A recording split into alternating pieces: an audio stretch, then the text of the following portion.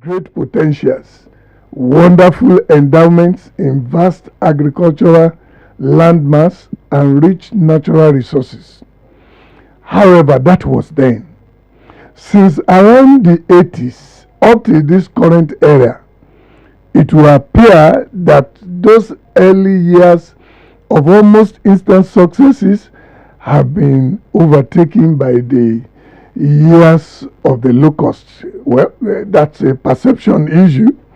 Spiritually speaking, if truth be told, Nigeria has become an Ichabod, which translated means the glory has departed. Again, that's a perception issue.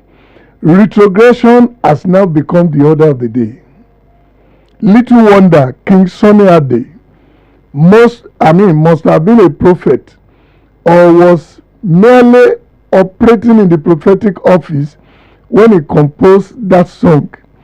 Iwájú lọlọ́kọ ìwà mi lọ, ẹ̀yìn lọlọ́kọ ìwà mi lọ, mi ò mọ̀, mi ò máa yé o, mi ò mọ̀. Sincere apologies to those who do not understand the Yoruba language, but literally translated. Passengers in a bus conveying them on a journey, complaining that they cannot actually tell whether the one driving them is only doing motion without movement. And that is what that is saying. Are we truly heading forward or in the reverse? This exactly is the Nigerian scenario. This is what I brought about the topic. Who failed Nigeria and who will fix it?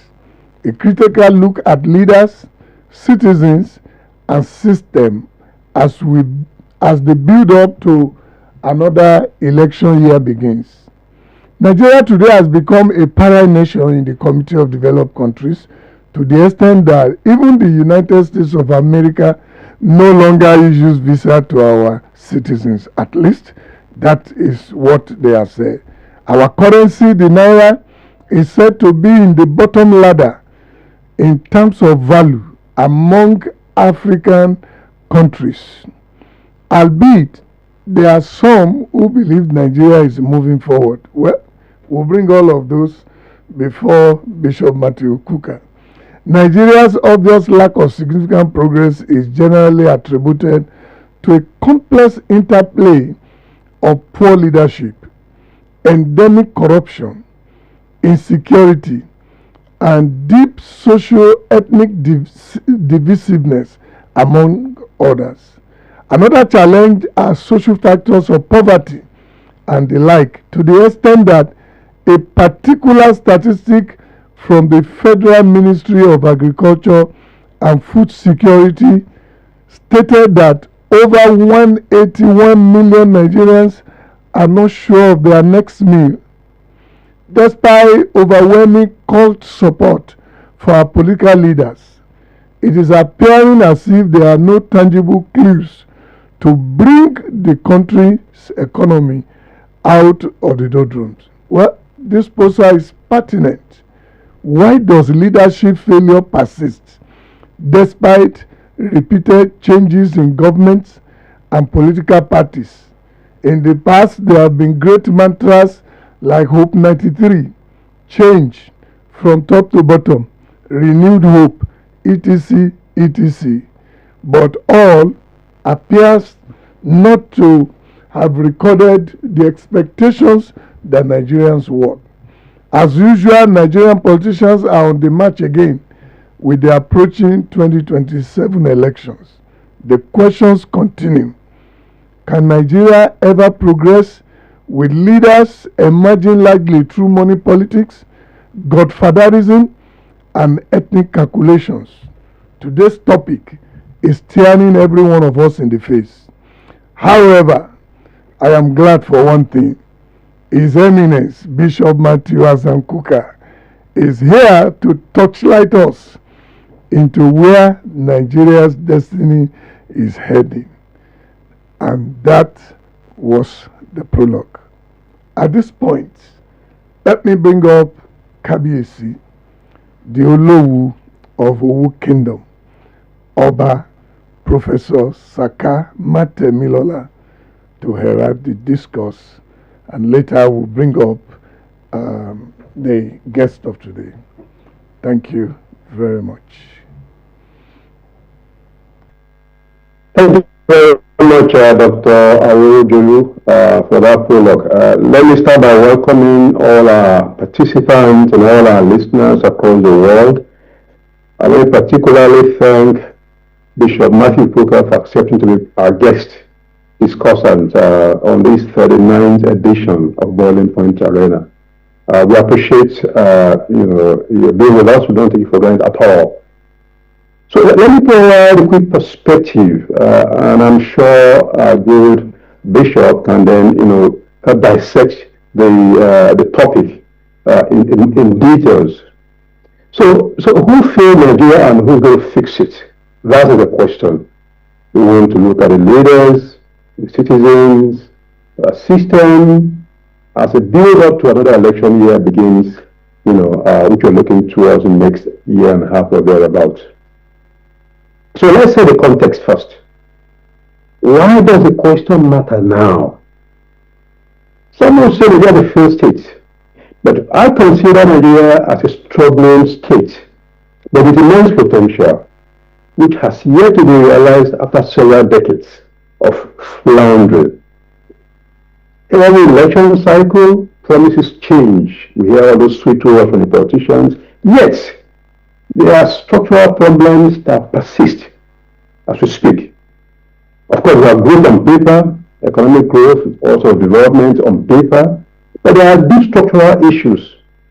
We can see our economy is expanding, but those are not translated to improve lives and standard of living for millions of Nigerians, which is really unfortunate. The danger today is about voter apathy, voter fatigue, cynicism, deficit of trust in the politicians, and normalization of the dysfunctional system that we have, unfortunately. So this conversation should not be about blame alone, really. We should think about the responsibility of the different parties, the politicians, the leaders, and the citizens as well, and what repairs can be made. So if we go to the next question of who failed Nigeria, which is the leadership question we're talking about.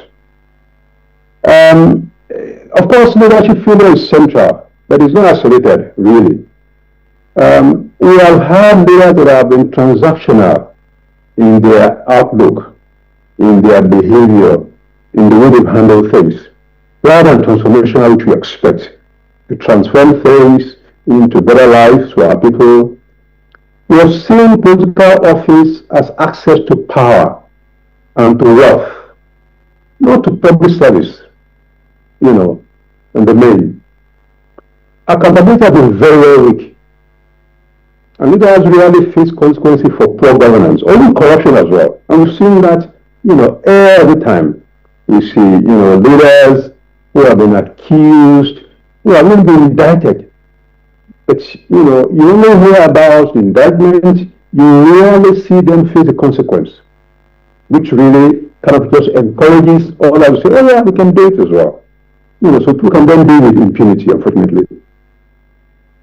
Corruption is just not, it's not just a moral issue. Economics, the economist has estimated that corruption costs Nigeria about a third of our GDP. And by 2030, it may be going, more than that, up to maybe 40% by 2030, if we don't tackle it, in good time. We have seen inconsistency in policy of government. It administration abandoned the last, policy, then after, like 10 years, 15 years, you see, cycling back to the same policy again. I mean, policy somersault, most of the time, which really prevents continuity. Again, which is part of what holds back our development. We have seen consistently in the budget and in the governance our failure to invest on critical parts, critical sectors of the economy. Education for one, healthcare, security, infrastructure, and institutions, rather than personalities. Consistently, we have failed to invest in these key areas. So really, it's not a power of leadership in leaders of Nigeria, but it's dominance of the wrong type of leaders. The dominance of the bad leaders, which really has put us in this situation now. So what is the system? We have a structure that enables failure, even encourages failure, I can say. We have people who are good, who try to get into politics and to that role, but they struggle to break into the system. For start, electoral processes that we have, it kind of rewards money and godfatherism. Sometimes incumbency. That's a very strong factor in our elections, unfortunately. We have institutions that are weak, that are overwhelmed by strong individuals who just dominate, the institutions. We also have what I call over-centralization of power at the federal level. We have seen the effect of this in a lot of the things that are happening. We have a political economy that depends majorly on oil rather than on productivity of the other sectors of the economy. Our justice system is low, selective, and most often it's inaccessible to the lower cadre of our society, unfortunately. So really, we are not governed by rules in Nigeria majorly. Nigeria is majorly governed by relationships. It's who you know. That kind of makes a big difference in what happens, unfortunately. And when you have that kind of system, it's difficult, for that country to move forward, which is what we're having. But we need to think about this responsibility of citizens as well. And this is the uncomfortable truth that a lot of us do not want to, face. Let's keep in mind that leaders emerge from the society. They don't fall from the sky. The key thing is that, ethnicity, regionalism, and political patronage kind of overshadows issue-based voting. And this diminishes incentives for candidates who have substantive policy agendas to put forward. We have voter apathy, which also encourages bad leadership. We have ethnicity, religious, regional loyalties, which override competence in most cases. I want somebody from my type, from my village, to be the governor, to be the senator, rather than the person who is most competent, who when he or she gets there will do the right thing that will benefit me and my people. That is something we also need to think about as citizens. Unfortunately, we celebrate corruption when our person benefits from it. So long as it's our person and we find some benefit from it, for us it's not a problem. Of course, vote selling is also a major issue. And this kind of normalized bad governance, so to say. We also have the social media outrage, which kind of, without sustained civic engagement. This is another thing that we also need to think about as citizens. Part of our responsibility. Really, we can say citizens are victims of bad governance, but they will also at times are accomplices in this whole thing that we're talking about. So we need to think about that as well and see what we need to do. We also have this culture of silence and survival. We just need to survive. It's just preservation in most cases. A lot of us in Nigeria choose to survive rather than resist when we see the wrong thing happening. There's this fear of poverty and this insecurity which discourages activism in most cases.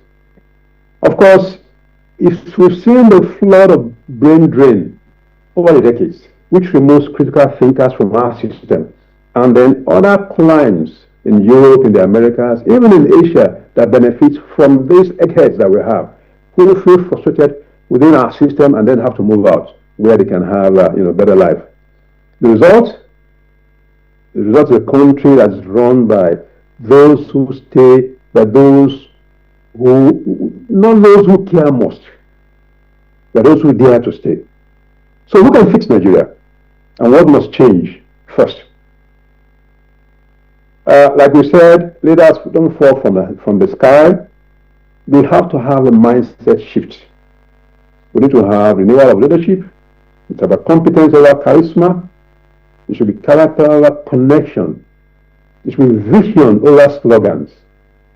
We have leaders that should be builders of institutions, not empire builders, empires around themselves.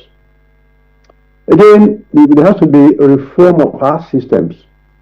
There has to be electoral transparency and enforcement.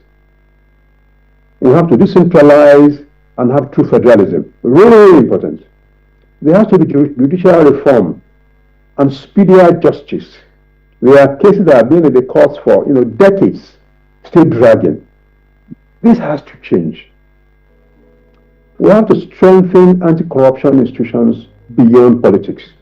We don't have to just make it, a tool to which hunt those that we believe are not in our camp. It's something we should use to really strengthen our system rather than, as something to which hunt or something. We citizens also have to reawaken ourselves. We should see voting as our civic responsibility, as our duty, not a favor. Engagements by politicians and those that lead us should be issue-based. It should not be about worshiping personality. The youth must participate beyond mere social media campaign or engagements. And we have to hold our leaders accountable at the federal, at the state, and even local government levels between elections, not just during their campaigns. After the elections, once they get in there, we should hold them accountable. It's only when we do that that they will know that next time they come around and they haven't delivered the last time, then they are not going to get our votes. Really, really important for us as citizens. So what must we do differently this time that we have another election coming, ahead of us? The question is, what has this candidate who is campaigning for our votes, what has he or she done before asking for my votes? Let's ask ourselves as citizens that question. Who funds them? And those who are funded, what do they expect in return? Of course, nothing goes for nothing. There's no free lunch, even in free time, as they say. Do these individuals respect institutions or they attack them? And we can see the antecedents, really. Are they offering policies or just policies or promises? If we repeat the same behavior, we will get the same result as we've always had. That's the hard truth. So,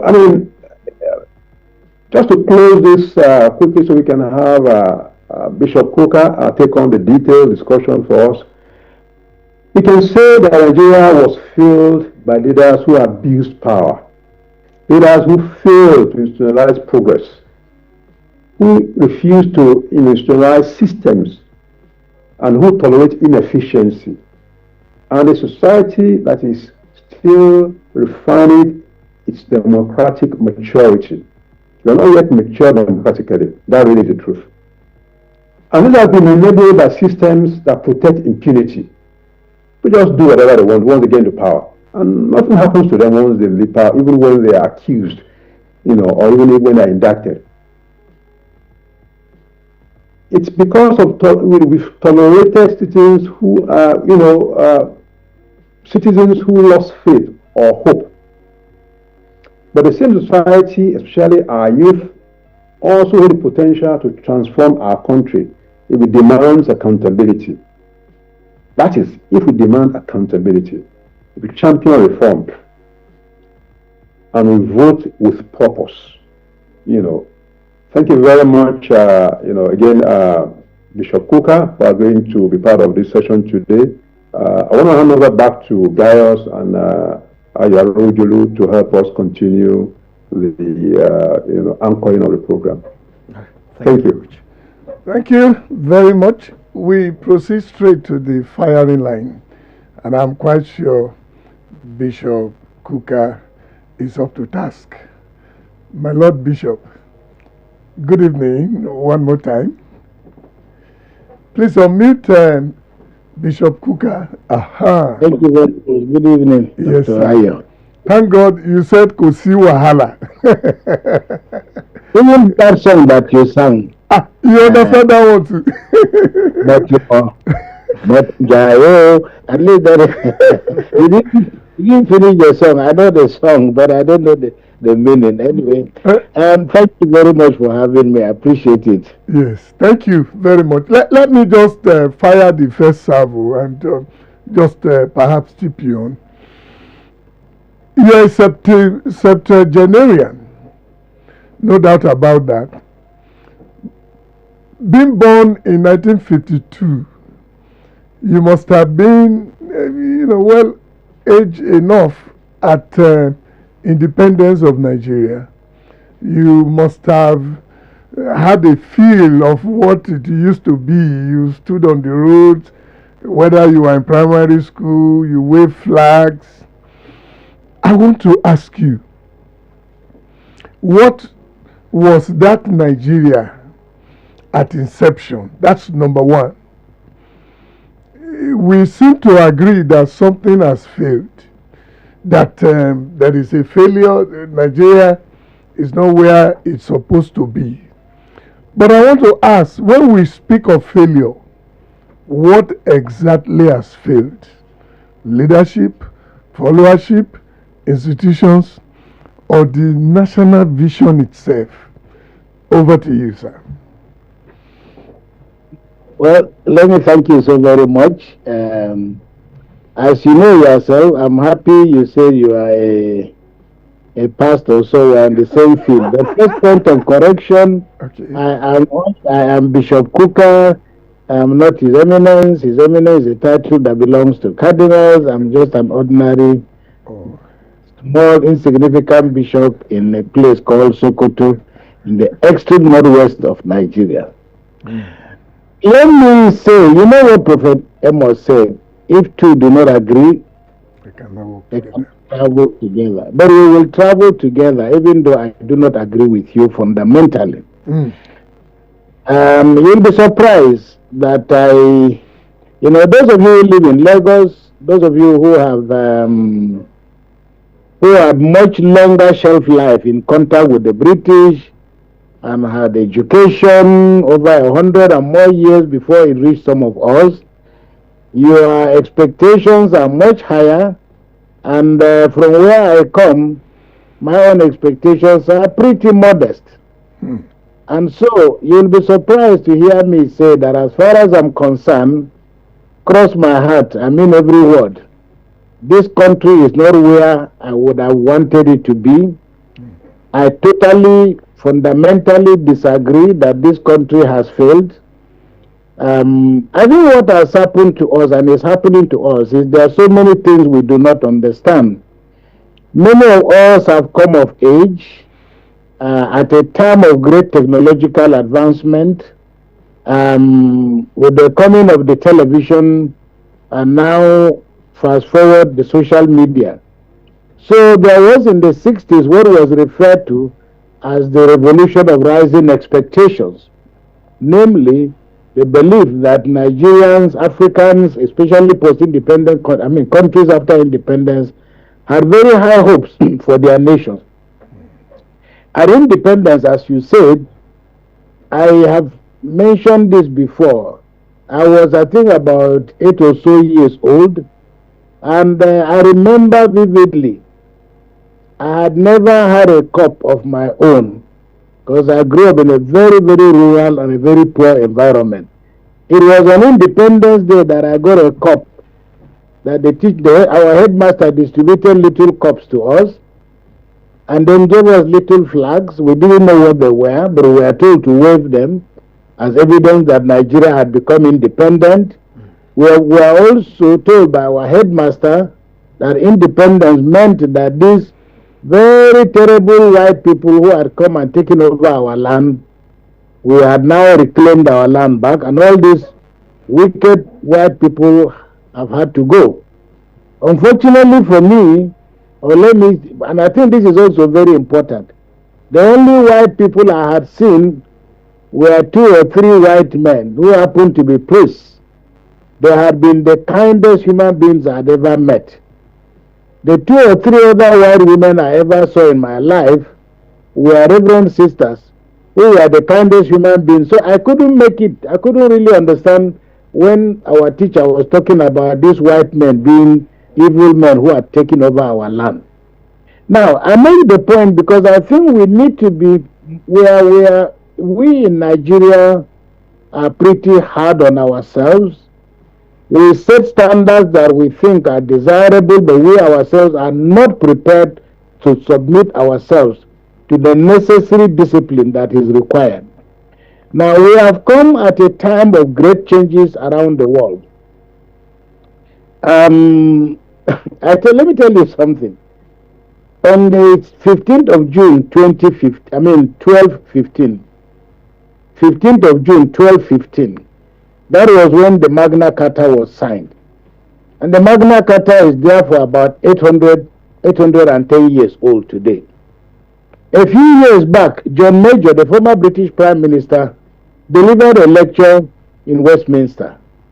And he said he asked his people, the people who were listening to him, largely politicians, he asked them if after the signing of the Magna Carta, which more or less represents their constitution, if after 800 years, if there was anybody in the audience who believed that the country had succeeded in aligning its interests with the interests conceptualized in the Magna Carta, let people put up their hands.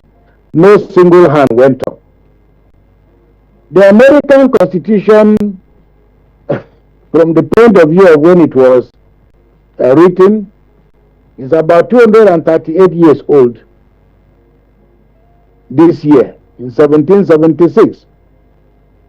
America is still largely a troubled country and also still a work in progress. I mean, 251 years, and it's still largely a work in progress. After 250 years, it's still a work in progress. Now, Nigeria has only been independent for what, 61 years. That's why I said I'm not happy where we are, because I think we could have been a different place. But when I look at the history of other nations that were not as lucky as we were to survive civil wars within the period of time that we did, I can only say that our situation would have been worse. We may not have been where we had hoped we would be, but I do not think that we are the worst part of God's real estate. So the challenge that I have is that we really in Nigeria, when we are talking about Nigeria, it depends on which Nigeria we are talking about. Are we talking in Nigeria? No, and I think this is very serious. And let me just indulge me. I will take you through about 200 or 300 years of history in order for you to understand what I'm talking about. Please go on. In 1788, the British, they set up what we call the Association for the Discovery of the Interior of Africa. In 1788, the Association for the Discovery of the Interior of Africa. That initiative, by 1841, was able to send an expedition to the Niger, the beginning of the initiative by the British, to figure out what will finally become modern Nigeria. Now, Goldie visited visited what is now modern Nigeria. In 1879, they set up what was called the United African Company, UAC, as we know it very well. That was the beginning of a process of taking control of what will finally become Nigeria. And by the way, there is a new book out, which written by my very good friend, an exceptionally beautiful book that I think if every Nigerian should read. The title of the book is Culprits, and it's written by a gentleman called Dele Ogun. You hear me quote him always. A fantastic writer who understands the history of Nigeria. But he makes the point that we must remember that the Nigeria that was conceived, in fact, there was actually a plan to call us, we wouldn't have been called Nigerians. There was a plan to name us after George Goldie. So we would have been Goldians or whatever. So we've come a long way. Nigeria after 1960 was 3 countries. As you know, even though we answered one nation, we were 3 countries with 3 regional terms are acting independent of one another. If you fast forward, by 1967, with the creation of states, from 3 regions we became 12 states. Then we began a long journey of 19 states, then 23 states, then 36 states. The last time the National Assembly wanted to create more states, we had I think the demand was for almost 100 states. What I'm saying is that we have been a very troubled country, but also a country of great promise. And that the reason why the agitation and the frustration is so loud in Nigeria is that too many of us have become very educated. And because we become very educated, we have set standards that are higher than what a country such as ours can attain. And this is why, and I think the KBC made the point most eloquently about the nature of those who have been in power and the nature of those who have run this country. And if you remember, one of the things about our country is that it was only with the coming of Yar'Adua in 2007 that we could boast of the fact that we had a president who had actually gone to university and had a university degree. So the point I'm making is that I think if we take ourselves outside the context of the nature of the turning of the wheels of politics, the nature of the evolution of societies, from nations to nation states and so on, we will be too hard on ourselves. Terrible mistakes have been made. We ought not to be where we are. But I think that, on a very optimistic note, I believe that this country has achieved quite a lot of things, and that all we probably need to do is to become a bit more modest in our expectations without reducing the standards we've set for ourselves, but be prepared to submit ourselves to all the discipline that is required to build the country. You know, we are good at abusing the politicians. We are good at quarreling with the politicians. But the reality is that many of the things that we accuse the politicians of exist in our personal lives. Many of us who have families don't even run our families half as what we will do to show evidence that we are willing to run a country, will be very successful in running the country. Many of us who are running private businesses ask our workers what they think about whether how efficient, how just, how fair, how equitable we are, and how honest we are. So most of the process of lawmaking and the guardrails that we need to create before a certain level of progress becomes irreversible in a country, those guardrails are not there. And of course, we must also address the fact that had the military not interrupted our democracy in 1966, I am supremely confident that our story would have been different. Because recovering from military rule, as you can see, is just from 1999 that today we are lucky, we are still struggling, to conduct elections free, fair, credible or not credible, but at least unlike before. In the last over 20 years, no newspaper has written an editorial. Nobody has, even indirectly, contemplated asking the military to come back. It's a measure of the fact that Nigerians genuinely love to live in a democratic country. Have they come back close? No, they haven't. So, and I think that my view is that in all, we are still a work in progress, and we must renew our commitment to ensuring that the next few years give us far better than the last few years have given us. But I think that for me as a Nigerian, I remain very, very cautiously optimistic about the future. Thank you very much, Bishop. I love the power of narratives. In Yoruba land, they talk about the gongon. The gongon has two sides to the drum. But you have really made very powerful. And I take some things away from there. One is the fact that we are not where we are supposed to be. Things can be better. Okay? And I would be asking, is governance a rocket science? I know that America spent 300 or 600 years. Many countries, when they got their independence, but we have spent 65 years. And it looks like the reality is that in every epoch, in terms of leadership, we seem to be having a better yesterday than today. I don't know whether you want to talk about that. And the second thing is the fact that you said Nigeria is three nations put together in a country. Some will say we are not a nation, we are just a country. Would you not agree with those who say, well, these people were not supposed to have been brought together in the first place? I don't know whether you have started to think about it. You know, the leaders, when they come, they will tell you Nigeria's togetherness is not negotiable. But each time they talk about the need for a sovereign national conference, I don't know what you see about that. Is it not time to begin to tinker with the very foundation and begin to see how from the bowels of a nation called Nigeria, nations also come out and there could be rapid development? Thank you. So it's your wife from your village. My wife is not. But it's close to my state. Okay, so either way, that means you two, you are not supposed to be together.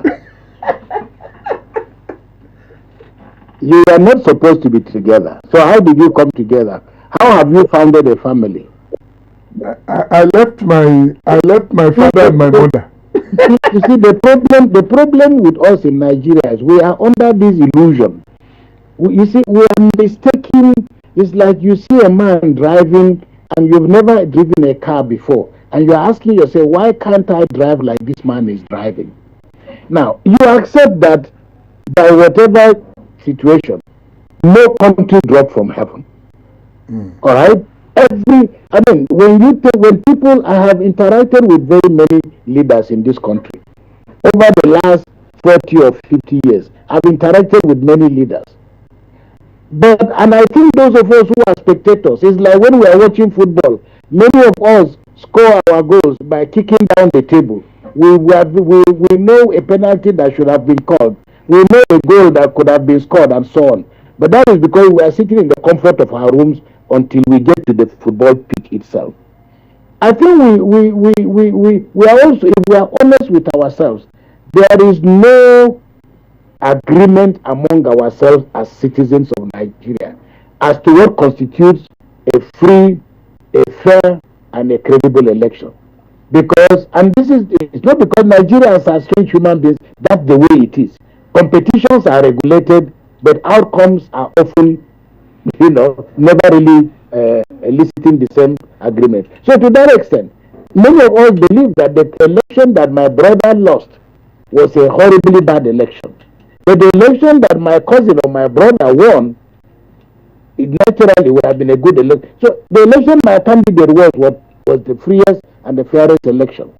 But the point that needs to be made is that this whole idea, we are like people who have grown up in a classroom without a teacher. Everyone just kept learning on his own. And this is where I think part of our mistake, if you look at the way other nations have grown, those of us who have lived in America and Europe and other places know that for a very long period of time, nations took time in indoctrinating their citizens from childhood, nurturing them with certain values, nurturing them with certain myths of greatness, of invincibility, about who they are. The whole idea that America believes that it is invincible and it is the greatest nation on earth and that they are the modern policeman of the world is not backed by any empirical evidence, but of a construction of a myth over a period of time has created the impression that once you are an American, there's almost nothing you cannot do. So the problem with our situation in Nigeria is that those of us that ought to be a source of inspiration and encouragement to our cities, to our fellow citizens, to the younger ones, are so busy seeking to caricature and destroy the country. And yet, you can't understand how the reason why this country is poor. You mentioned, for example, the fact that over 100 million of Nigerians are multidimensionally poor. We don't know the veracity of these statistics. And yet, how come that it is almost impossible to get a seat, a business class seat for that matter, and a first class seat on British Airways and most airlines flying out and flying into Nigeria? There is something to be said for or against elite responsibility or lack of responsibility. The reason why the country cannot grow is not because people are, the ordinary people are not doing what they ought to do. They are not making the sacrifices. Is that you have an elite that has taken control of the state, directly or indirectly. An elite that is not prepared to play by the rules. An elite that is not prepared to submit itself to the discipline that you require for nation building. An elite that believes, and this is in spite of who we are. The reality is that Nigerians are not generally committed to process and due process.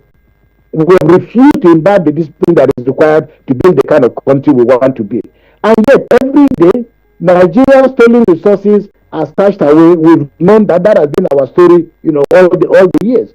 And we must admit, of all the crooks in the world, the Nigerian crook is the most visionless, the most irresponsible. Because even though people steal everywhere, I do not know of how many American thieves are taking their proceeds to Canada. I do not know of the number of Canadian thieves that are taking their proceeds to Pakistan. I do not know the number of thieves that are taking their money. But here we are. Until recently, our thieves were taking over Dubai. We're taking over all these cities. Now, from what I hear of very good authority, our crooks have relocated to Egypt. So it is that this hole that we can see, this hole of indignity and poverty, we are the ones who have dug it. So there is no need for this country, the Nigerian elite, to continue to pretend that somehow some devil from somewhere has come and destroyed their country. What we are witnessing today is the result of our collective irresponsibility. So I think the day that all of us decide to play by the rules, to obey the law, that day, those of us who are Christians, those of us who are Muslims, the day we decide to live by the dictates of our faith, this country will be a completely different country altogether. So we are where we are, not because good rules are not being made. We are where we are, not because good initiatives are not being undertaken, but that you have a group of people that have just decided we do not want to play by the rules. Unless, and this is not so much what government can do. We are never going to have some savior that will come in shining armor, or a knight in shining armor that will come and redeem this country. The task of building our nation falls on our shoulders squarely. For me, our responsibility is the day we all decide that this country must change. The political class will fall into line. Is waiting to fire. All right, Lagos time check. It is 8:58 p.m. from our studios. Wash 94.9 FM, and you're on to Boiling Point Arena. Your Lordship, thank you very much once again for joining us on Boiling Point Arena. Nigeria, as you know, it is a country constantly described in terms of failure, failed leadership, failed systems, failed promises, everything fail. And the least child in the street can tell you how bad Nigeria is, whether or not the child understands what he's talking about. I'd like to begin from this point with the level of decadence, with the level that we've gone. I mean, you've from the beginning pointed out to us how it used to be, and I tried to remember the book by Tᴏɪᴛᴛᴇ Health949. There was a country. Somehow, for the younger generation, it's more like going to be very nostalgic when older people get to tell us about stories from the past, and we're like, please don't go ahead and tell us about these things, because we envy those days, because those days were always much more better than today that we're talking about. So with the level of decadence, and looking at other countries also, Bishop, like China 25 years ago or 50 years ago, thereabouts, was not China today. They all pass through processes. The America we're talking about, they also pass through a lot of processes. France and all of these, very prominent and so-called civilized countries had all their problems, and at the end of the day, this is where they are. Do we have hope that this country one day... please, let us just cross over to Niger, go over to Ghana, and ask yourself whether the poorest people in Ghana, the poorest people across Niger here, are they behaving, are they lamenting, are they falsely creating the kind of narrative in Nigeria? Try and go through the border. If you go to Niger, people that are poorer than we are have a sense of dignity. I went to Tanzania many years ago, and I was driving around. I just asked one of the Tanzanians, and I said, look, how come, you see people are poor, but they had a certain level of self-respect and dignity. I asked the priest whom I went to visit, and he said, Father, Julius Nyerere didn't make us rich, but he gave us a sense of dignity and self-worth. How does it happen that even the average chief executive of a bank, the senator, the governor, those who are responsible for running this country are still lamenting? Something must be inherently wrong with us. If you go to our borders, you cross over to Nigeria, you'll see if you attempt to offer somebody a bribe, they will take you all the way to their state capital and chain you.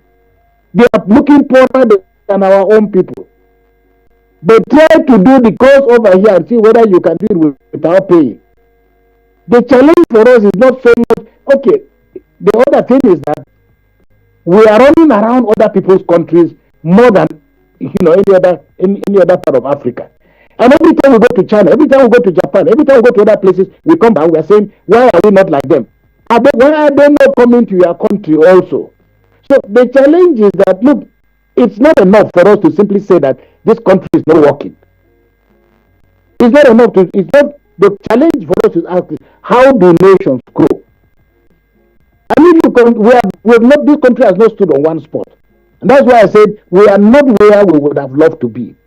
But for goodness sake, I talk to people, I see other Africans. The most irritating part of this conversation is that Nigerians don't like to compare themselves with other African countries.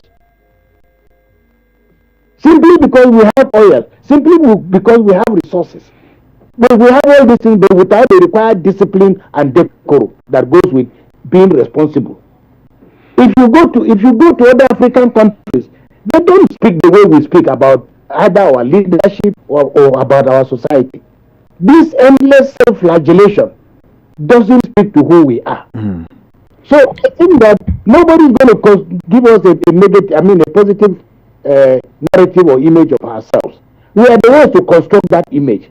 And the very idea that a Nigerian sitting in first class, you ask him, oh, okay, you look very well. They say, no, it is photo trick. The very idea that a Nigerian who is so successful in his private, you go to Kenya, go to many parts of Africa, it is Nigerian banks that are driving the economy of those. So how come we cannot stand the rep and give ourselves a certain kind of respect? We just continue to look inwards and constantly beating ourselves. And the tragedy is the younger generation that is coming behind us doesn't seem to have effort from where to learn. Bishop, from the early times, I'd like to know what the attitude was like, from the time you were recounting. But then, on the other hand, the attitude of the Nigerian people towards the government and the government activities, do you want to put it on the Nigerian people? Is there not a reason why the Nigerian people are now responding like this? Also, the Oba mentioned voter apathy, the nonchalant attitude of Nigerians towards whatever is going on. And besides, how many percent of Nigerians are being even taken care of by the government? Why should the Nigerian people even care about this? Bishop, let's get your thoughts, please. Well, that is the point. If you don't care about the government cares about you. People are on the streets in Iran. How many times have you seen Nigerians stay on the street for 1 day or 2 days? We are the greatest champagne consuming country in the whole world. Okay? The parties are going on endlessly. People are dying. Nigerians have not stopped dancing. They've not stopped enjoying themselves. Call them the same Nigerians who are feeling the horse and partying every day. Call them out to go and demonstrate about the lack of light or lack of good roads and see who will come out. Okay. So if you don't But then why is that? Why is that? Well, don't ask me. You are younger than me. You should know. Why are we people just interested? You know, we are gross opportunists. We just want good things to happen, but we don't want. Other people are on the streets. They are spending. Look at in the former Soviet Union, old women are sitting on snow throughout day in because they want to make sure that their votes count. Okay, voter apathy is also a measure of our lack of commitment, because if we were committed, and we also have seen cases in which people had certain beliefs. Of course, voter fraud is not peculiar to Nigeria. It will be everywhere. But it depends on the people that decide they want to resist will develop the capacity to resist. The truth of the matter is that because all of us are in this business together, we do not have the moral authority to stand apart and say we want a better society. It is not the business, the government is not the one that is going to give you a good society.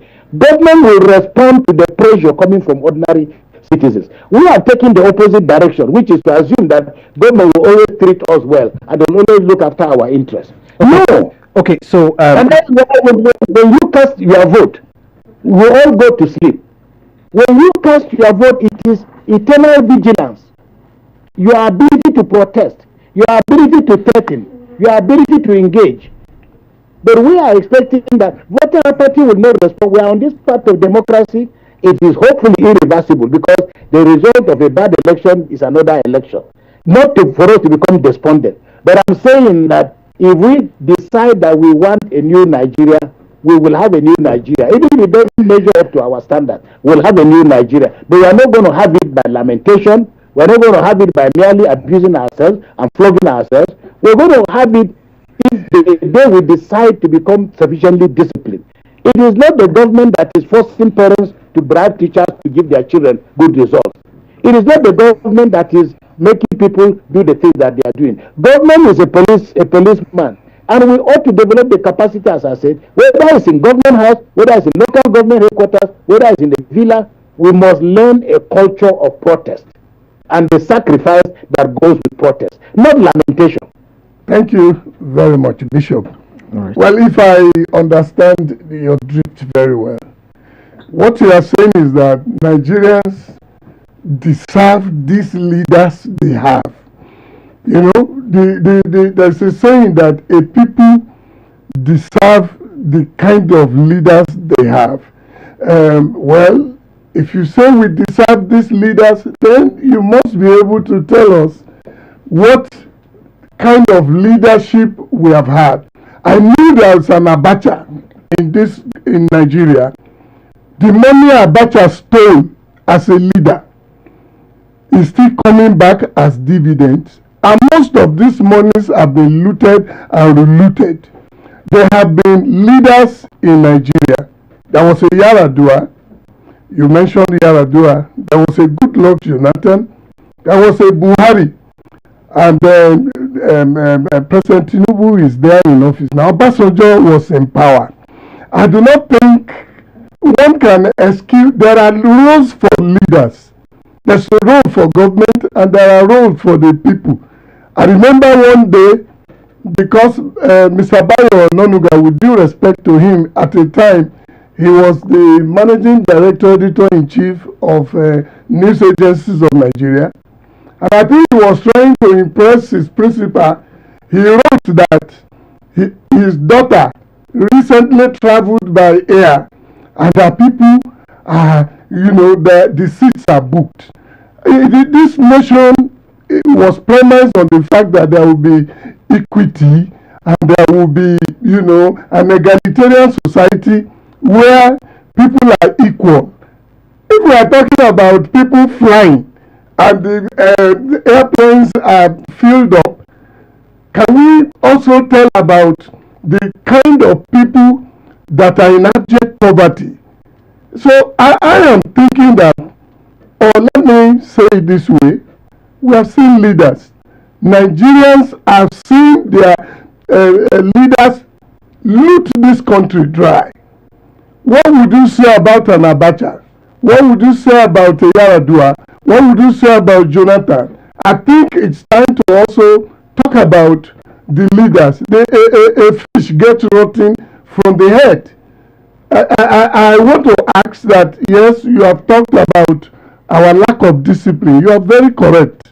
And that's why I believe what you have also meant is that we deserve the type of leaders that we have. But we also know that there are leaders in other countries who are not exactly doing what our leaders are doing. I don't know whether you have some perspectives to that, sir. You know, when you were talking about scoring Nigeria, one of the questions I was going to ask you is, I didn't have a score sheet, and we didn't know who passed and who failed. But look, the first thing to say is that we are often confusing leaders with office holders. Okay? Many of you are talking about held offices, but holding office and being a leader are not basically the same. Precisely because I actually mean those who hold office. Yes, sir. Yeah, so maybe you can call them office holders because, but as you can see, this is Nigeria. We journey backwards. I would like you to name one leader. Let's say if you start from the beginning now, whom would you say is your model leader in Nigeria? The question is for me? Yes. I'm just asking you, who in your view has been the best leader? I will pick an Obasanjo. All right, you would pick an Obasanjo because Obasanjo is out of office. We fall in love with them when they leave office, not when they office. Okay. All right. Okay, because we're falling in love with Jonathan out of office. But look, this is the way the world goes. The truth of the matter is that because human beings, we are all flawed. Very often, the things people say when they are aspiring to power and the things they do when they get into power are very often two different things. And this is not necessarily because they are bad people. It is also tied to the fact that yes, they may be bad people, but also one of the most important things that is very much ignored when we are talking about leadership failure in Nigeria is that we pay very little attention to a very vital component of leadership, that is the conveyor belt of intentions, namely the bureaucracy. Every country is as good as the bureaucracy that it has. I know that a lot of people get emotional. People talk to people. People often say to me, they say, "Look, see how the Asians have done very well. See what the Asian tigers have done. We got independence at about the same time. They've done far better than us." But many of the countries that have done pretty well in parts of Asia were largely dictatorships. All right, whether it's a Lɪਧᴇ that became prime minister and stayed until literally in power for almost 40 years. So the fact of the matter is that clearly there are issues on the ground, and I don't want to introduce them because we have already made up our minds. But there is a conceptual question, and we can pose the question: given the amount of poverty, given the lack of infrastructure, given the amount of limited education across the length and breadth of Nigeria, in a country that is about 60% ungoverned, can we really say that this environment is favorably disposed to receive the values of democracy?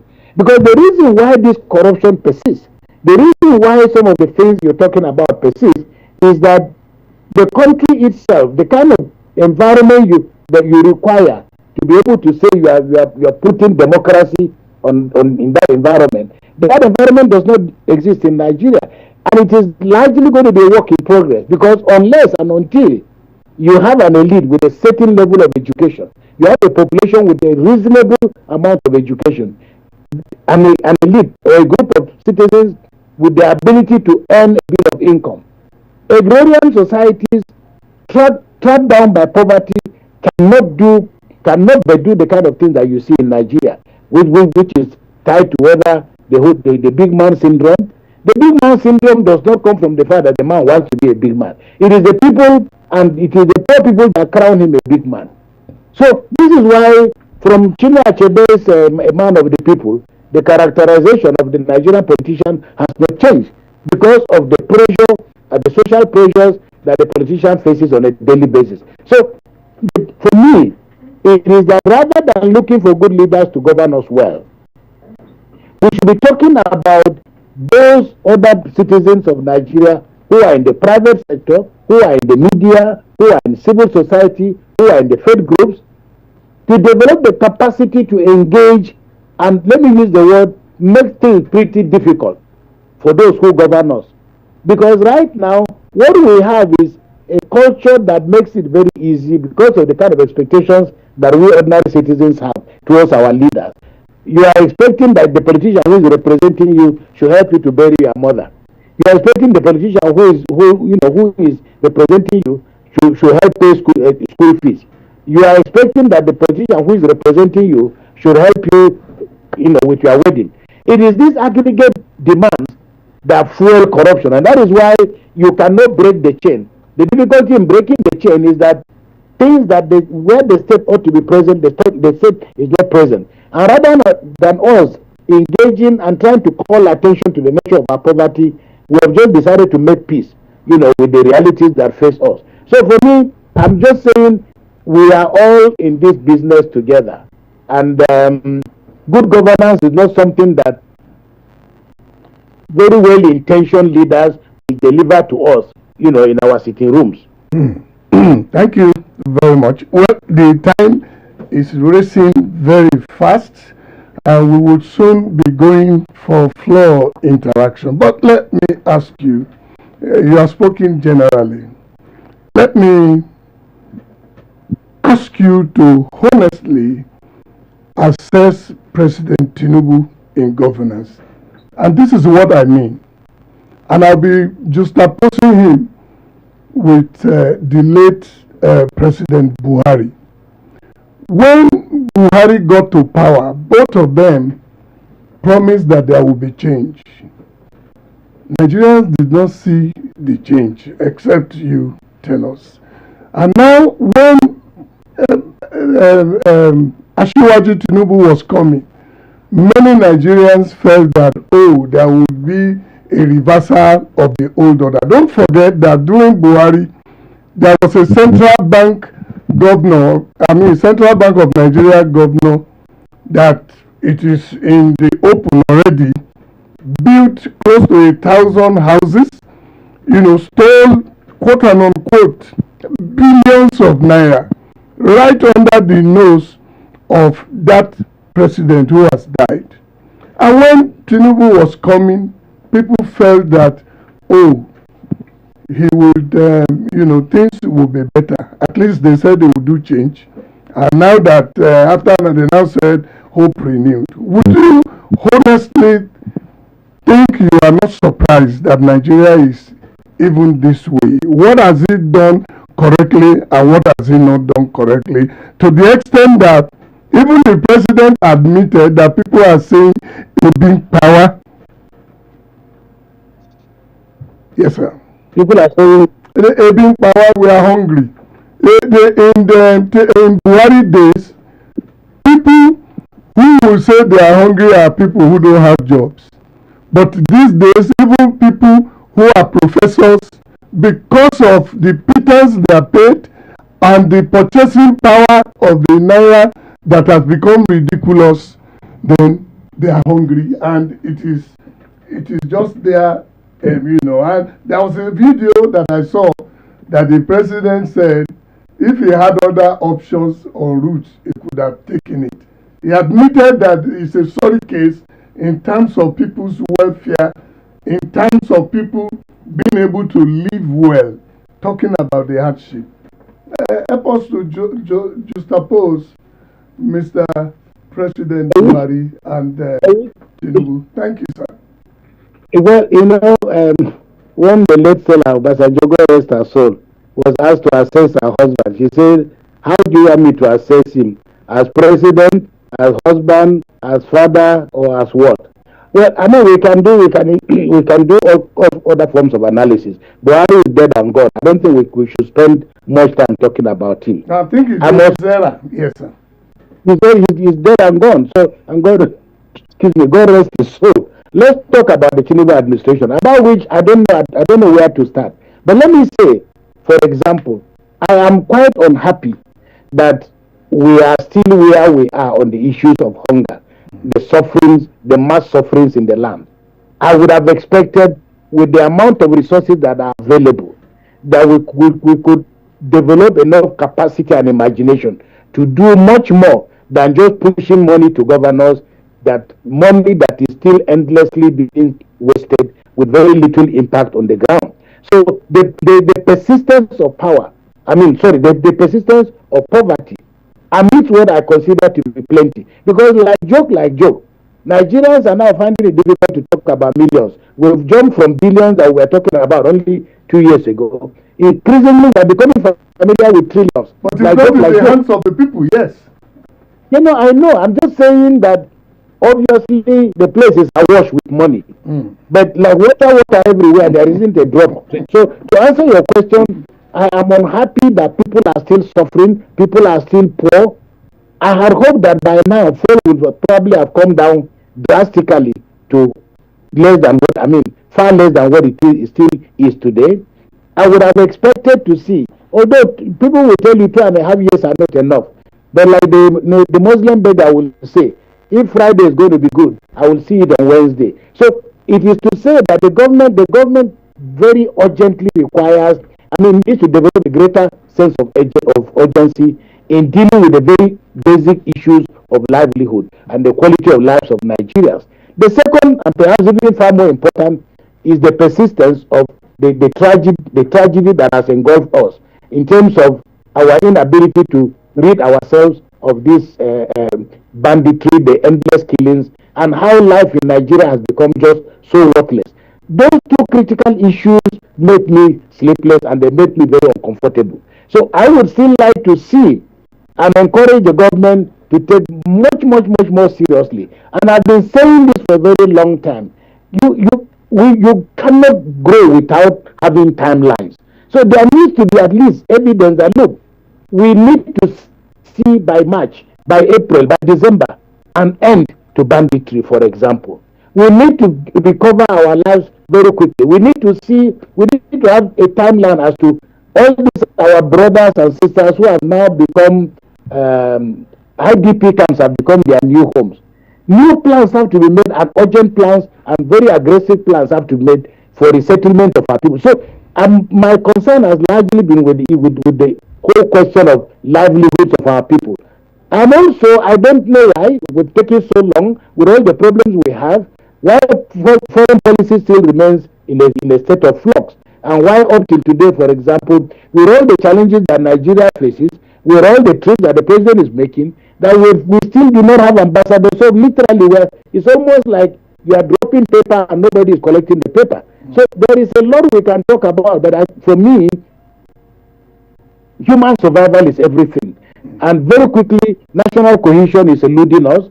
And I think that those are areas that we need far more aggressive planning to end banditry, because Nigeria has the capacity. The intelligence community can root out the murderers among us, as somebody will say, because the security agencies in the eyes of the public have become so severely compromised. So how to deal with these problems together, the restoration of social order, the restoration of national cohesion, and the end to the sufferings of ordinary Nigerians. I think for me these are some of the most urgent things that one would like to say that by now we should have seen a measurable effort to end them. Thank you very much. Because of consideration for time, let's talk sectorally. I'm going to talk about the judiciary. I'm going to talk about the structure of the polity, and also maybe in a way the issue of INEC.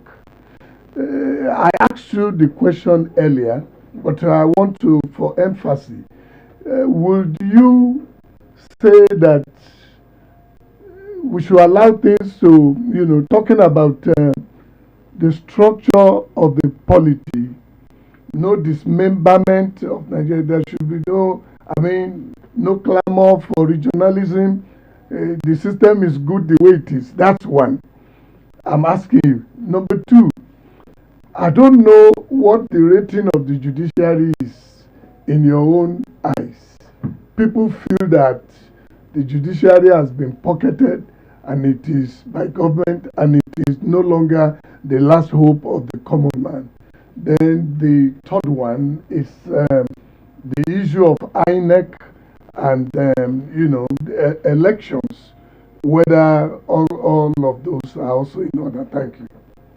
Or there's need for some tinkering. Look, I mean, I believe, again, like I said, when the Americans wrote their constitution, it's important to know that when the Americans wrote their constitution, there was no provision for black people. There was no provision for women. In fact, the constitution essentially was a constitution written to protect the interests of white property owners. But subsequent attempts or realization or response to pressure led them to begin to amend the constitution. So you can see the 13, the 14, the 15 amendments of the American Constitution, that dealt with issues of like ending slavery, and they're making it possible for ordinary people to be able to, black people to be able to cast their votes. Now, what I'm saying in effect is that no constitution is perfect.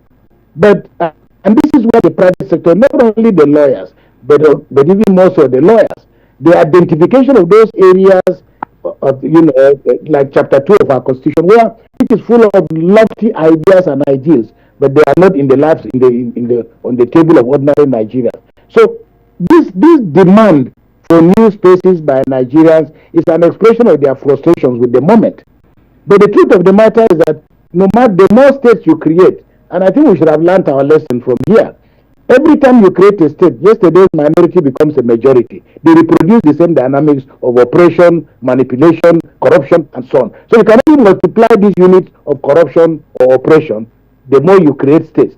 There's nobody who can deceive himself that there's one single state in Nigeria, no matter how culturally, ethnically homogeneous it may be, that there isn't dissatisfaction.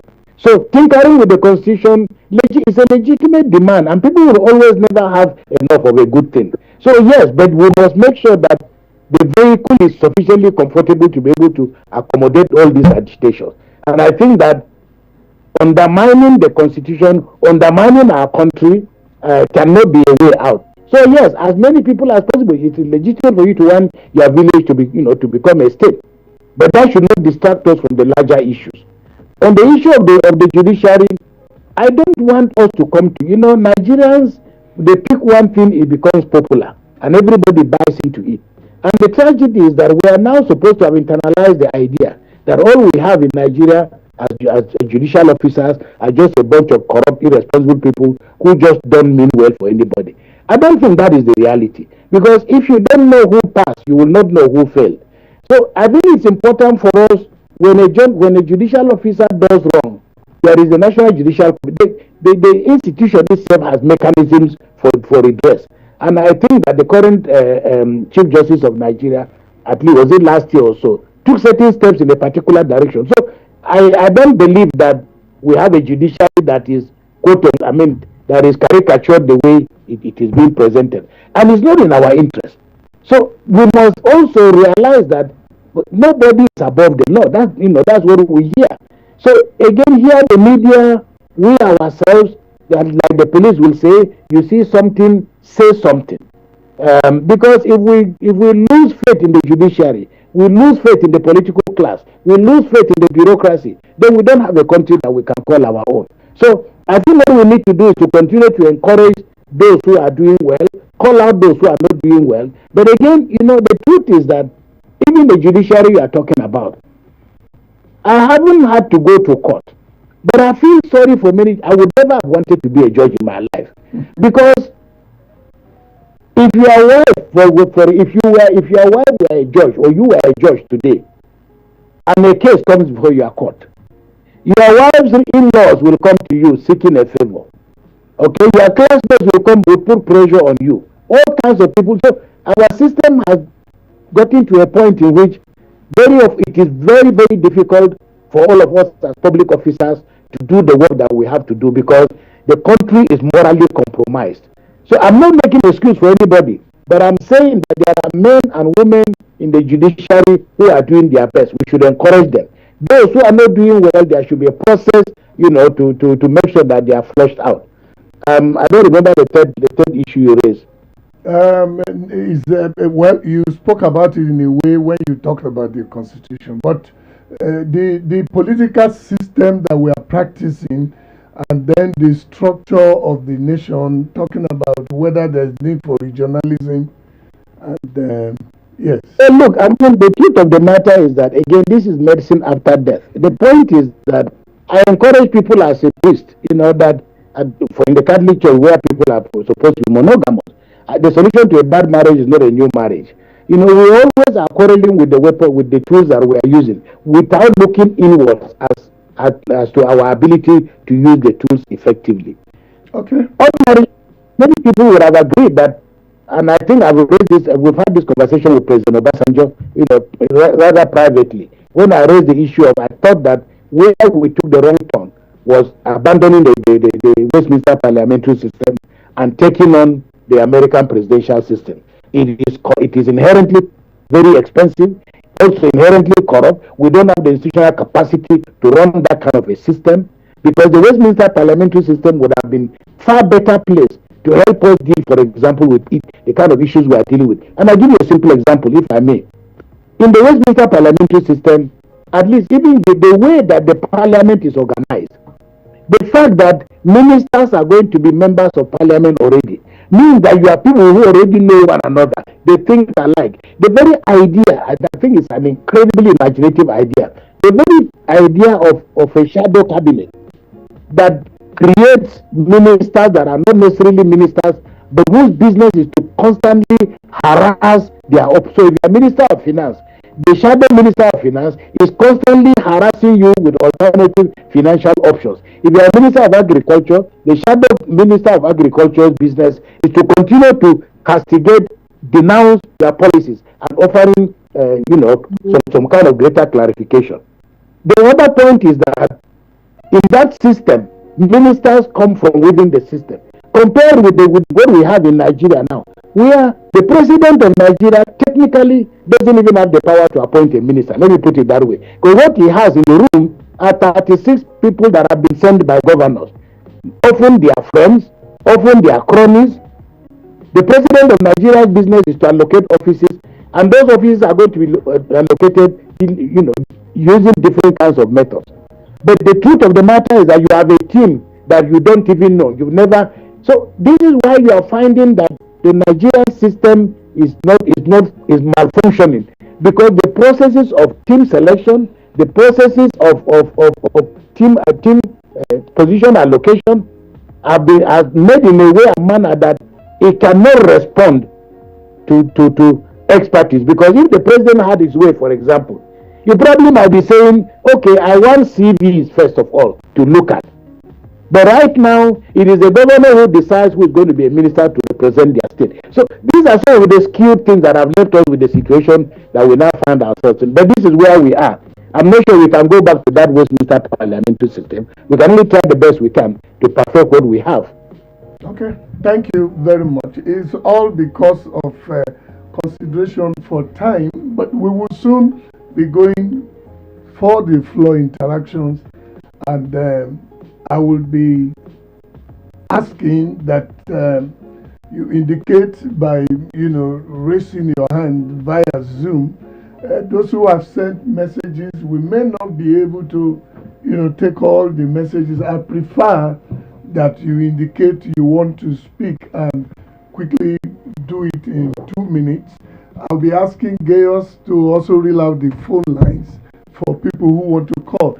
But it would be unfair if Bishop had asked me and say, between all those past presidents and presidents, who is it for me?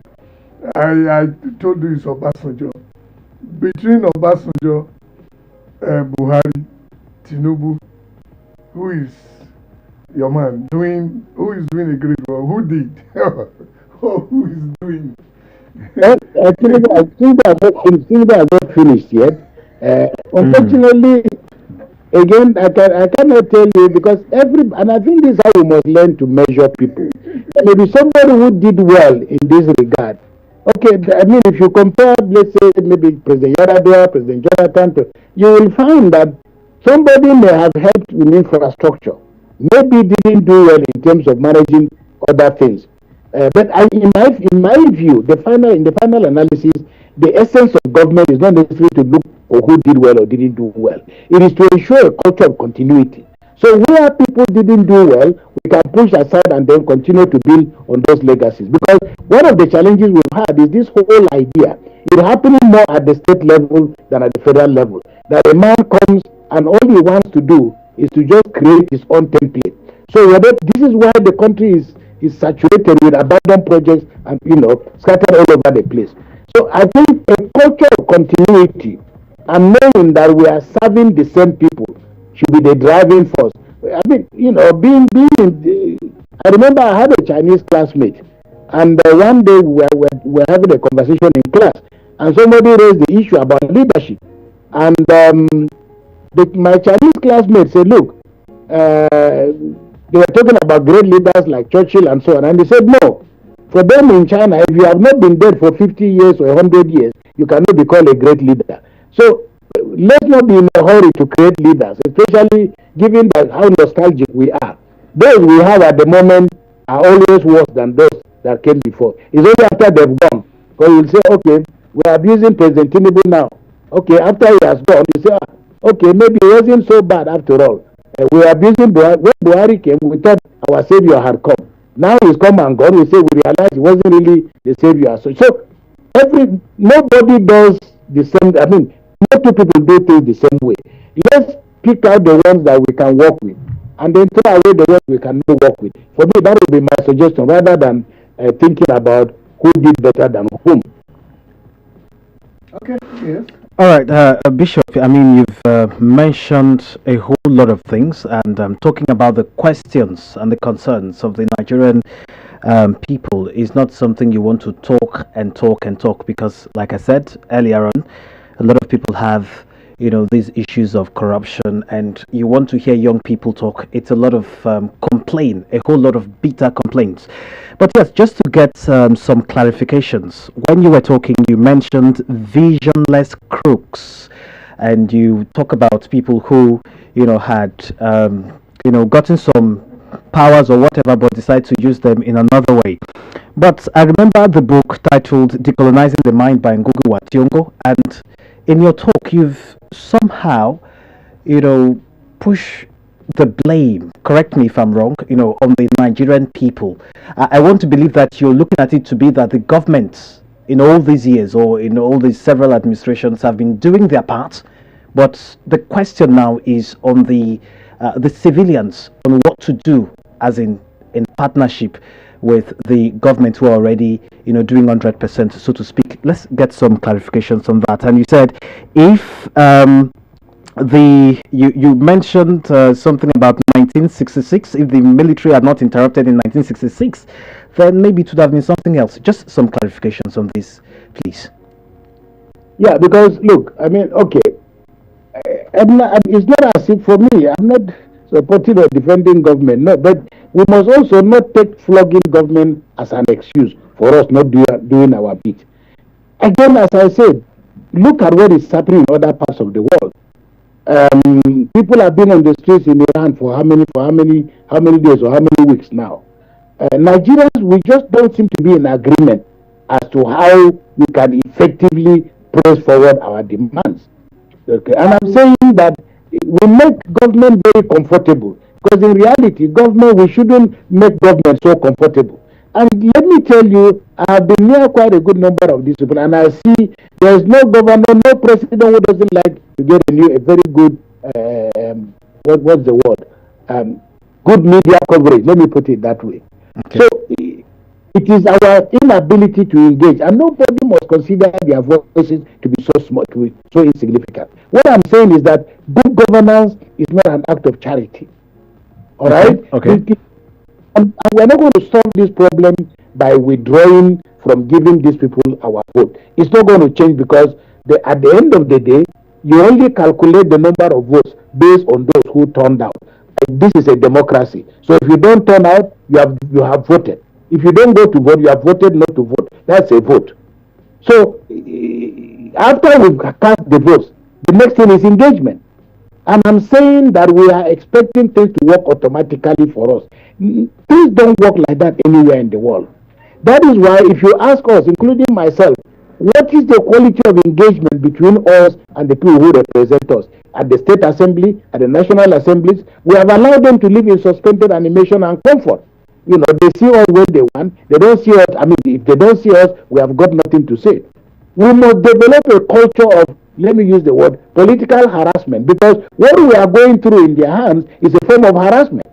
And we should be able to identify the things that we want. For example, I mean, if you take something like corruption, if I were young, I mean, the truth of the matter is that there's nobody who doesn't understand what corruption is in Nigeria. Okay. And we are not totally helpless. We are not totally helpless. We see it, and we focus only on corruption as in giving money. But students in the universities, in the schools, they see what is being done to their mates. Okay, they see abuse of power every day. So the challenge is to encourage people to learn the habit of reportage. That is to be, where do you take your complaint to? And I'm saying those of us who are educated, we are not as helpless as we think we are. That's the point I'm making. And then, as you can see, like I said, they are chasing our people all over the place. You mentioned Abacha's money. And I'm saying, which country in the world, I don't know anywhere in the world, where the crooks are so, let me use the word, useless as we have in Nigeria. Because if these crooks who are stealing our money were able to even invest the money in Nigeria, maybe there is a sense in which you might say, okay, something is happening, people's lives are changing, there are what the lawyers might call mitigating circumstances. But that's not the case. I was in a plane with somebody who was telling me a story of somebody who, a friend of his who is dead now, and he died leaving about £100 and something million in a bank in the United Kingdom. That money is not going to come back to Nigeria. So everywhere you go, Nigerians are going all over the world, buying citizenship left, right, and center, and they're living. We are living our people in poverty. This is what is produced. This is why, for many people, the violence that is around us, even for the violent, the people seem to find a sense of justification. So for me, there are no better or worse strategies of engagement. It's a question of if we convince ourselves that we are not helpless and there is something we can do. Thank you very much. Well, somebody wrote here, when citizens protest to demand for good governance, the same government will organize agberos to go and beat them up or disrupt the protest. Well, as people who are on the street, I don't know whether Bishop votes, but we who are on the streets, we see that when we are there, you advocated that we should be there, we should be vigilant and watch our votes, But these same government actors will sponsor talks, they will shoot, then you will see them hijack, carry the ballot box and put it inside government branded vehicle. Let me tell you. That's just by the way. In those days, if you meet Olisa Agbakoba or Fẹ́mi, there was a song they used to sing during protest. How many people soldier go kill? Oh, them go kill many. Oh, look, the worst, like one American president said, the worst fear is the fear of fear itself. Okay? The whole idea that we are saying if we go out, they will brutalize us. Well, we are already being brutalized anyway by being poor in a country that is so rich. There couldn't be a worse form of brutality. So it's like gradually. We are coming to our side gradually, Bishop. Like Franz Fanon said, a man can decide you either live on your feet or you die on your knees. There are no two ways about it, So, and I'm saying, I've been in protest. Let me put it that way. But for me, the challenge for us is even some level of elite agreement as to what is the best structure for engaging government.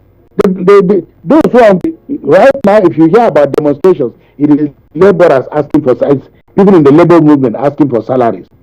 But it is not known in any community that people have decided they want to demonstrate because they don't have water. They want to demonstrate because they don't have light. Because if you don't have water, you just go and find somebody who has dug a borehole. You don't have light, you just go and buy yourself. What is also fueling corruption? Okay. Thank you very much, Bishop. Well, let's quickly go for floor interactions. Can I see your hand? I already see Barui, all the way from Canada. Can you quickly, but please make it between 1.5 minutes and 2 minutes. We have a call already. Okay, so 0704 1007949, that's the number for you to call, or 0906 0992609. Send us a WhatsApp message on 0915 849 4949. Hello, good evening. Good evening. Go ahead, please. Good evening. Who do we have? Bishop, sir. Good evening, Colonel. I'm speaking from Abeokuta. I'm Dr. Kayode Olumide. Oh, welcome. Good evening, sir. Good evening. Lord Bishop, sir. Good evening. We have heard you, and I'm so happy you are in Abeokuta. I don't know whether you are in Abeokuta or Lagos also, but then you are welcome, sir. My take, sir, first. This Nigeria, I don't think anybody can be optimistic or pessimistic than we on this side. I am one of those that are not probably looking forward to this generation that we have today in the elite that are serving or leading us, that they will do better than what they have been doing. Because if I ask this question, sir, they've been asking or telling us that the democratic governance or government is better than a military dictatorship. And I wonder what they are talking about when they continue to steal, loot, plunder, and then our common patrimony is just stacked away. Look at what is happening between the government and Malami now. How do you view these incidents? And what do we do or to take away all these type of things from them? Sending them through into the cleaners or justice? And where are the justices now? Where is the judiciary? Okay, 0704 100 7949. Please keep your questions very brief so that others can have the chance to call in and ask their own questions. 0906 0992609, that's the number, or you try 0704 100 7949. Our WhatsApp is 0915 849 4949. Okay, we have. Okay, can we go back to Zoom and let's bring up. Please unmute Barry, and please quickly ask your question. Yeah. Good evening, Father Kuka. First of all, anytime I hear about kidnapping, banditry in the other part of Nigeria, particularly Sokoto, my mind goes to you. And I keep remembering this troublesome man that speak of unlawful. I hope he's not in danger. So the first question is, how have you been coping that you have not been kidnapped, you have not been abducted, nobody has taken you to one corner for Nigerians to be raising ransom for you? Number two, we were told that you are very close to ex-President Olusegun Obasanjo. And recently, Papa said that he was not interested in elongating his tenure, and he even used God to say, okay, God knows about that he was not interested in third term. As a man of God and somebody close to him, do you believe what President Obasanjo said? And if it is true, can you tell us, because of the fact that you are very close to him? And lastly, just by way of commendation, I want to thank you for what you have been doing for Nigeria. You are pushing the battle to us, the younger ones, even though we are not that younger, we are close to you. But still, we are thanking you for your motivation, and God bless you, sir. Thank you very much. Okay. I think that's just a very straightforward answer. Let's ask Father to maybe you can briefly just say that. Let me thank the first speaker. I thank you very much. Look, on this issue of the judiciary corruption, I think we just found that how will I put it? This thing has become a contrived thing because you hear about all these things, the matters go to court. All you need to do is to stand in the dock, and then the rest it takes it takes another 10, 20 or so years for the case never to come up again. But again, I think that we tend to have short memories. This is where the media becomes very important. I remember, I think it was President Babangida who said that something that Tell magazine started very interestingly, but it was Babangida made the point that it actually had a lot of impact on them. Tell magazine started something 360 days to the departure of the military, 359 days, 350, and Babangida said they were watching that as a reminder. So again, that's why I said none of us should consider that our opinion is so insignificant. In part, because it is constantly reminding ourselves. The society tends to forget some of the horrible things that bad people have done, and they still walk the streets, they suffer for elections, and we still elect them. That's why I tend to say we tend to be very complicit ourselves. On the issue of Baba, I don't know whether I will call him my friend or whether he will call me his friend. But you have admitted he's a great man. I was actually, for open declaration, I was the secretary of the Political Reform Conference. And I'm writing a book on that experience.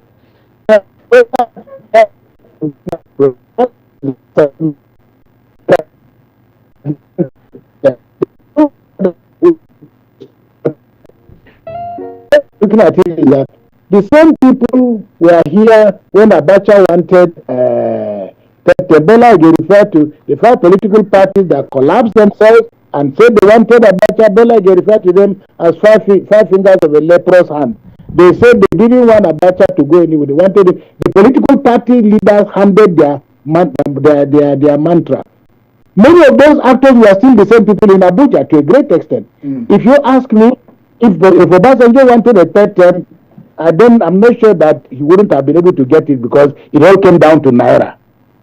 There are people may have different views. I don't know what the details are, but we are happy it didn't happen. But the most important thing is that at the time we were having that debate, Tony Blair was in his 13th year as Prime Minister in the UK. The question, there are issues that Nigerians need to resolve over political longevity. What is the best option for us? Because the debate we had in 2005, come to having the same debate after tenure elevation, how long should people be in power for? But still, we're in agreement that when we see power, it is our turn to have a cut at the cake. This is why we will never be able to address the issue of what really are the best system or the best system of government for us. The Westminster parliamentary system was such that you can go on and on as long as people are ready to, tolerate you. But I think that many people are in agreement that this 4x2 is hardly working for us in Africa. And if you ask me if Obasanjo has invoked God, then I think the best you can do is either you believe him or you leave him with God. That's all anybody can say. But I'm not in a position to tell you whether he wanted a third term or didn't want a third term. That is for the record. The important thing is that he didn't get a third term. Whether he wanted it or he didn't want it. So we can move on to more important questions. Okay, but thank you very much. You raised the issue of Sokoto and my not having been kidnapped. Yes. I don't know what to, except to say that look, whatever we are is just by the grace of God. I mean, there's no. I remember when Deborah was killed, and I had gone for a burial, and I was coming back. I stopped in Abuja, and people said to me, "You cannot go back to Sokoto." And I said, "Where am I going to stay? Abuja diocese belongs to another bishop. Where am I going to stay? I can't leave my flock." It's a very peaceful, very quiet place.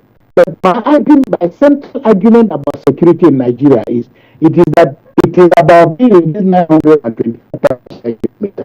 It is matter I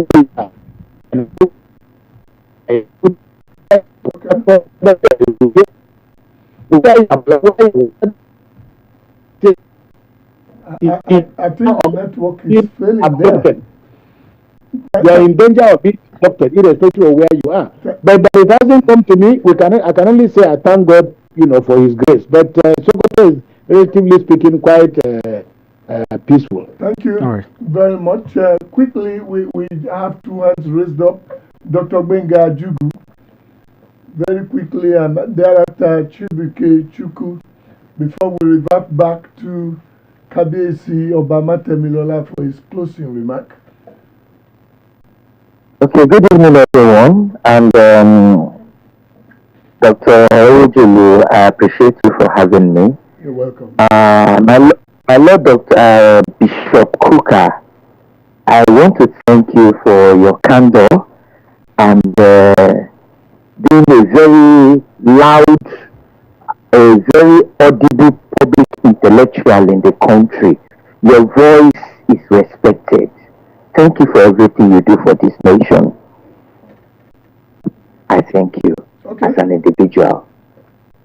All right. But I will say I have something against you. Bring it on. What I have against you is about this Christian genocide issue. People like Reverend Nigerian, people in Benue State, people in Plateau State. I have younger ones that are missionaries. And I'm also a pastor. I'm in Lagos. We hear of tales of wolves, of Christians that have been massacred. Can you wrap up your thought? Wrap up your thought, please. Yes. There was a time there was no Christian genocide in the country. Were it just being politically correct or what? Because you always speak the truth to power. That's my first question.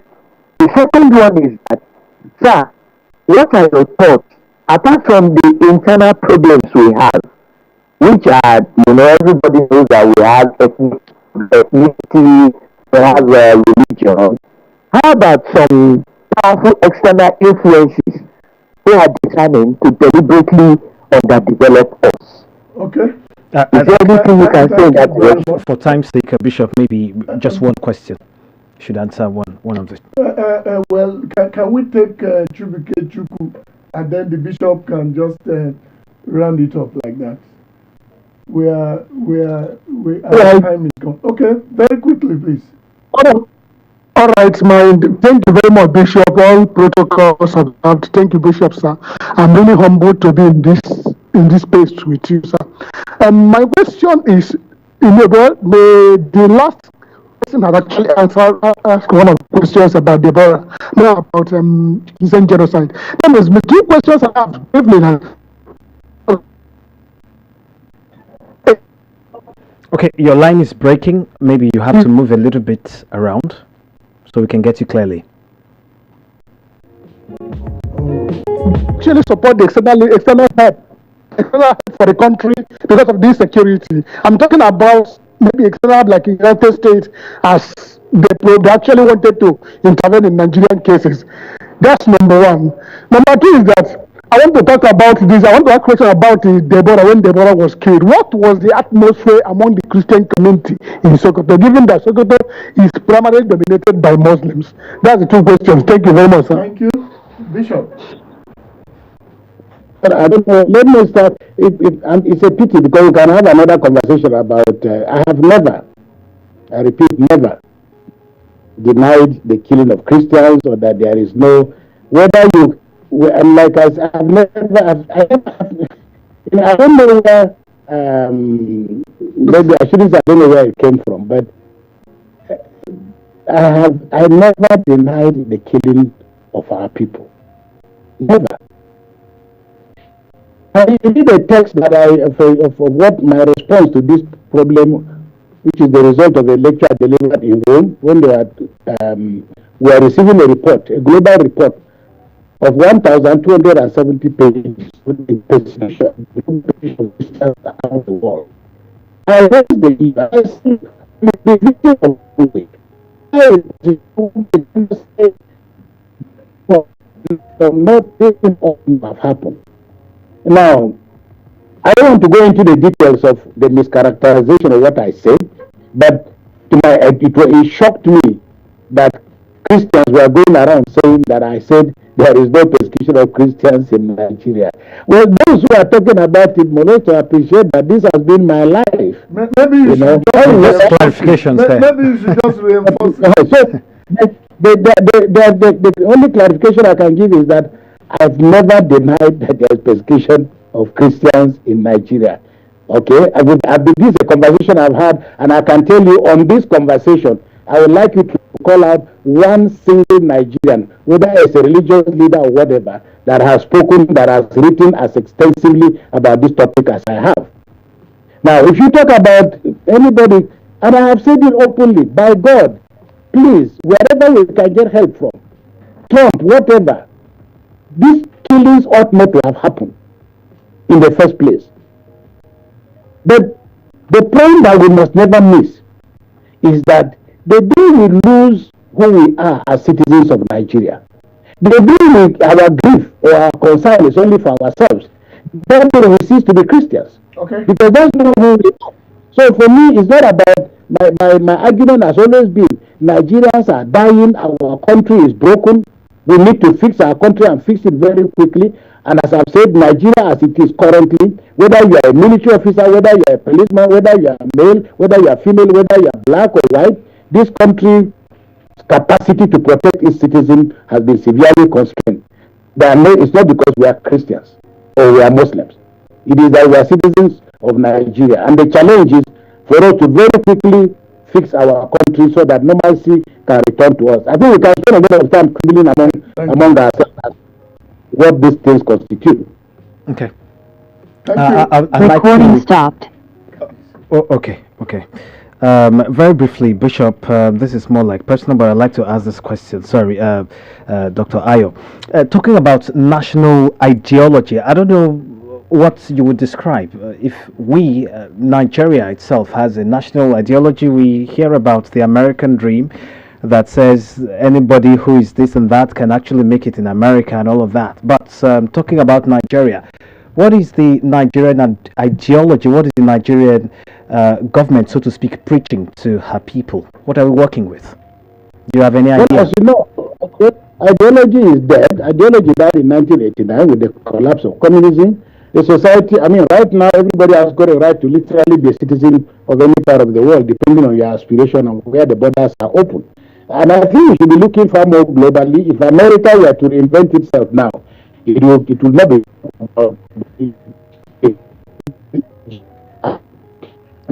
Okay. I think the network is breaking there. Hello, Bishop. History. Bishop, are you still with us? Yes, I'm here. Oh, can you hear me? Oh, okay, we can hear you now, please.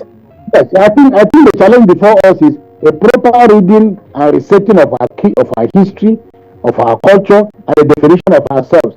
Unfortunately for us, we have a country now where more and more, the majority of its citizens, we don't know anything about ourselves. The Yorubas don't know much about the North. The Igbos don't know about the North. The Northerners don't know much about the South, except a few friends that we have. Literally, national identity now is severely in retreat. But again, my conclusion, and I would like to end here by saying, look, the day that we have a network of infrastructure, railways, lights across the length and breadth of this country, that day you will see the end of what you now call banditry. Because banditry and all this kidnapping, these are metaphors of our limited level of the growth and development, and how distant we are from the goalposts of modernity. So the day Nigeria has a network of roads and railways across this country, that will be the day that most of the things that are agitating our minds, whether it's poverty, whether it's violence, they will not end totally, they become more difficult. And the tools are available to us. Thank you very much. Thank you very much. Well, we go back very quickly to Kabiyesi, the keynote speaker, for his roundup. Thank you very much. Kabiyesi. Can you unmute Kabiyesi? Okay, Kabiyesi is on mute. Very well. Go ahead. So, thank you very much, Bishop Matthew Kuka. Very balanced perspective that he provided to all the questions and all the issues, really. And essentially, it's about the fact that we all also have responsibility as citizens. We can vote people there, but we also have to stay with what we believe in. We must hold leaders accountable for whatever it is that they have promised to us. Thank you very much, Bishop Kuka, for those perspectives. And I'm also thank the convener, Dr. Yᴏᴜᴛᴜ, for all the good work you're doing. Also with Gaius as well for moderating this event. My thanks also goes to our partner radio stations who have been true to us over these several months, supporting us, and all those who have been part of the conversation, for over the 2.5 years that we've been on, who have stayed, faithful to us. And I believe that every session will keep improving in terms of the quality of the submission that we have and the quality of delivery as well. As I keep saying, please drop us a line, whatever you think we need to do to improve the quality of the delivery of these sessions. It's for you. If you put all the effort there and you're not there, then really, it will all be, it will all go to naught as well. So we really thank you for being back. Thank you.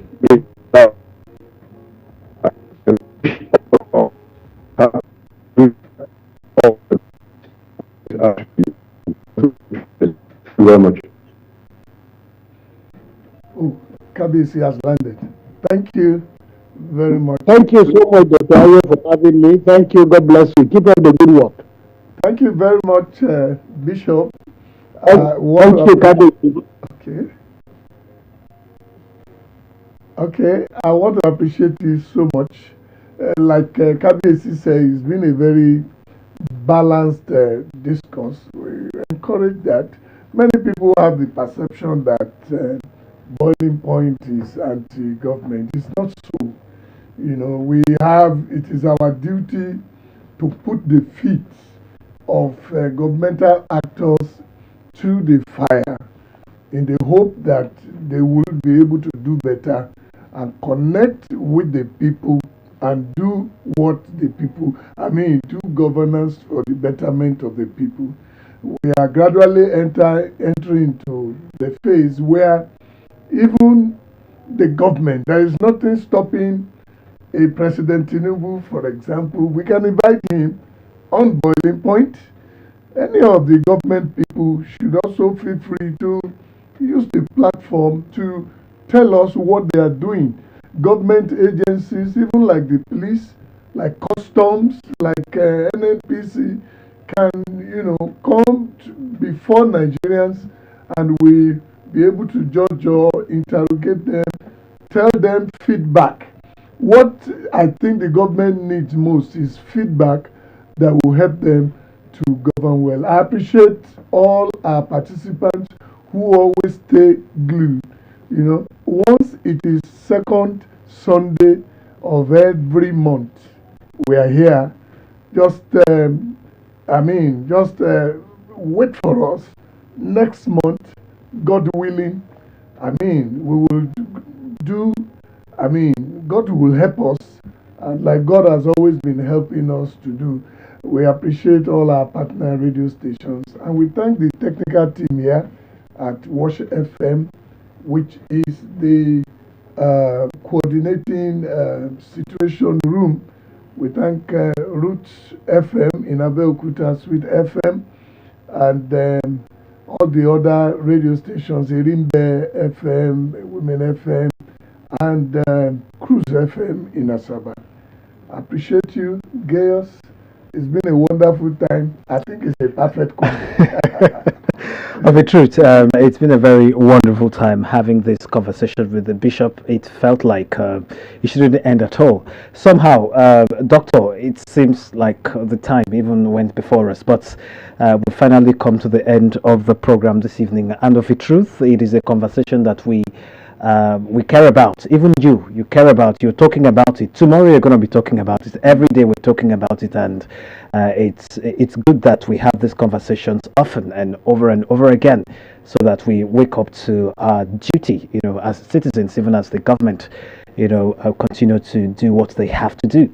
We have a role to play, and it's good to have this program today. That's the size of our package. All right, we'll be going back to our regular broadcast, and I'll be back with you shortly. Stick around. It's Wash 94.9 FM, and it's being Boiling Point Arena. It's going to be next month, second